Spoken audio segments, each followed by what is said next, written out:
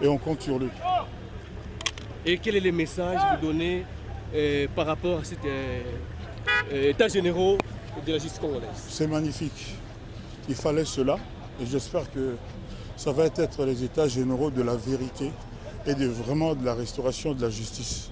Parce qu'il y a trop d'injustice, il y a trop d'arbitraire, il y a trop de personnes qui sont en marge de la justice et qui se permettent tout. Des personnes qui ne sont pas poursuivies et ça ne peut pas continuer. Le ministre de la Justice a dit qu'il va continuer tout. Des gens là-bas qui sont là depuis trop longtemps pour pas grand-chose.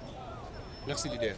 Permettra à ce que nous puissions changer des bases ou sinon faire une nouvelle lecture.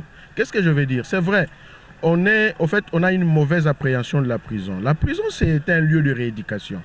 Et ce qui va suivre, c'est quoi? Après qu'on soit rééduqué, il faut une résocialisation.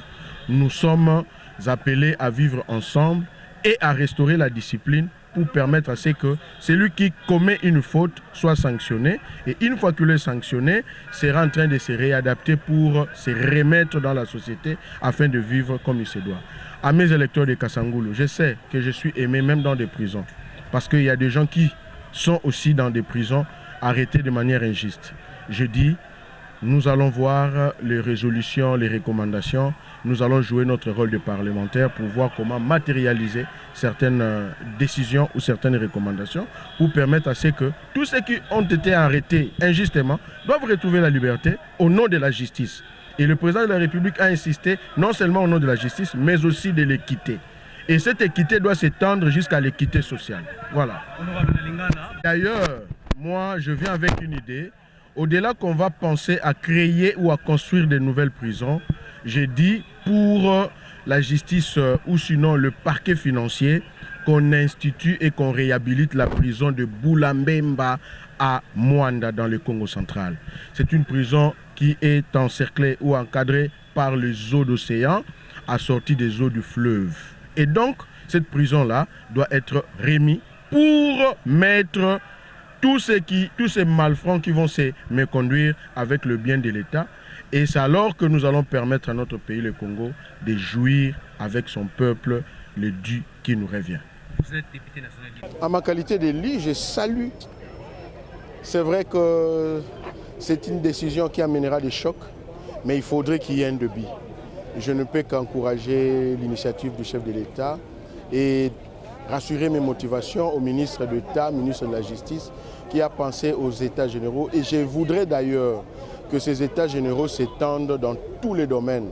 Parce que si on est Congolais, si on vit au Congo, si on est sincère envers nous-mêmes, nous devons nous dire que la quasi-totalité des secteurs de notre pays ne marche pas.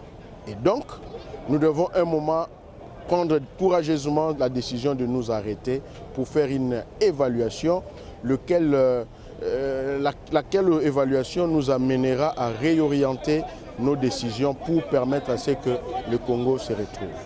Les ministres de la Justice a dit... Je peux que ça va, c'est vrai que je pris part, non seulement parce que je suis élu, mais déjà avec ma qualité de citoyen, dans ma qualité de citoyen, j'ai estimé que prendre part à ces assises permettra à ce que nous puissions changer des bases ou sinon faire une nouvelle lecture.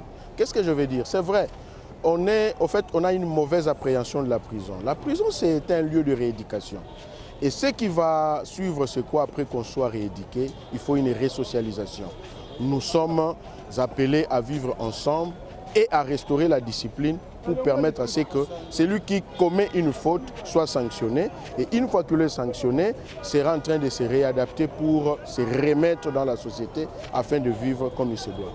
À mes électeurs de Kassangoulou, je sais que je suis aimé même dans des prisons. Parce qu'il y a des gens qui sont aussi dans des prisons arrêtés de manière injuste. Je dis, nous allons voir les résolutions, les recommandations. Nous allons jouer notre rôle de parlementaire pour voir comment matérialiser certaines décisions ou certaines recommandations pour permettre à ce que tous ceux qui ont été arrêtés injustement doivent retrouver la liberté au nom de la justice. Et le président de la République a insisté non seulement au nom de la justice, mais aussi de l'équité. Et cette équité doit s'étendre jusqu'à l'équité sociale. Voilà. Je m'appelle Soumaïli Marius. Je suis avocat au barreau de Kinshasa Gombe. la question fondamentale de ces assises était de savoir pourquoi la justice congolaise est-elle malade. Je crois que, comme disent les médecins, pour guérir d'une maladie, il faut savoir diagnostiquer. Et à ce qui concerne la justice congolaise, c'est l'impression, c'est ce qui a été abordé, c'est la grande question qui a été posée. Et les réponses vont suivre, bien entendu, après cette deuxième phase de concertation. Les irrégularités liées à cette justice font état de sa maladie. Nous ne pouvons pas ne pas affirmer que notre justice est malade, contenant des failles, contenant des irrégularités et tout ce qui va avec les dysfonctionnements. Et donc c'est ce concept maladie qui a été utilisé pour signifier effectivement cette irrégularité qui s'est fait sentir et qui s'est fait voir, palper même par le justiciable et par tout ce qui est consommateur de la justice en RDC. Et donc la justice, elle est malade et c'est même la raison pour laquelle ces assises ont lieu, c'est de savoir comment diagnostiquer la maladie et trouver des solutions pour la guérir.